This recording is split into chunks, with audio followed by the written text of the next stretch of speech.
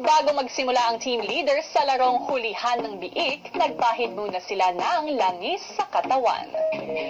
Big brother, hintay ko po ang inyong hagyan. Topless, tapos may pa-oil pa si Mayor. Nung si Tyler na, kuya, pero sa niya yung sinasama sa sarili niya. Kailangan may gano'n. Doon palaki mata ko. Normally, spray niya mo. Why did you do that? Faster. Para po silang hindi tunay na tao. Yung itsura nila parang yung inukit dahil perfections. Para sa laro, hulihan ng week, best of 3. Ready? 3, 2, 1, go!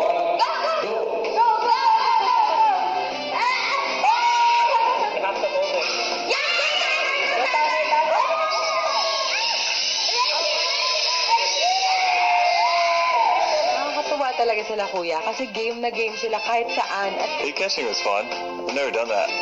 For round 2, go!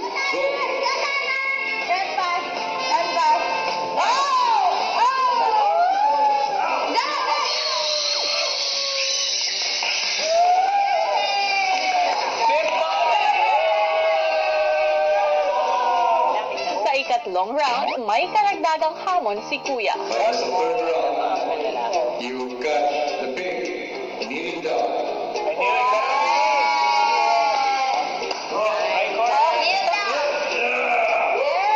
Go! go, Tal! Go! Someone's gonna split. Patanggalin mo.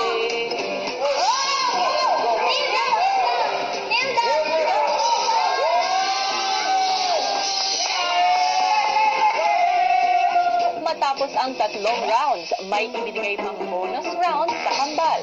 While kneeling, you need to wear the goggles. Ready? In 3, Only one. 2, 1, go!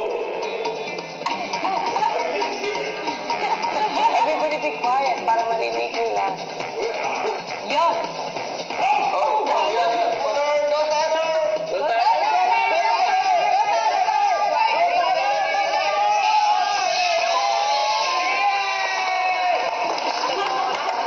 Doon na si Tanner.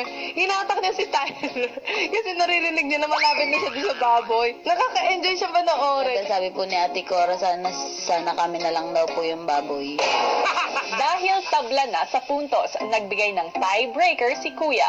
Para sa deciding round, Go, Tanner, go, go, go, Tanner, go! Go, Tyler, go, go, go. Tyler, go, go, go, go. Listen.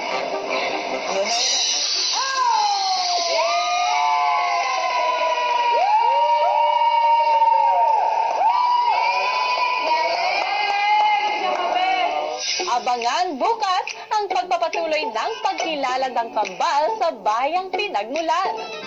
sa ngayon ay bibigyan ko kayo ng pagkakataon para malibot ang buong Pilipinas.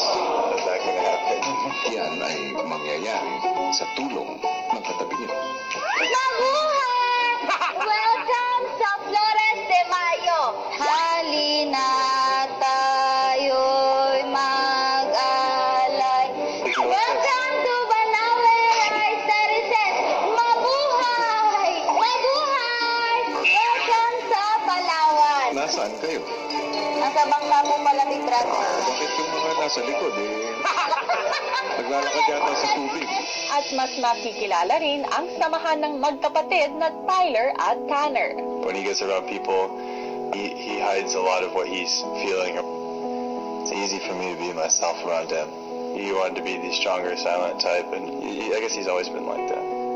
Want to say anything more or anything else to your brother? I love you and have fun with whatever you're gonna be doing. Dito lang yan sa Pinoy Big Brother Lucky Season 6.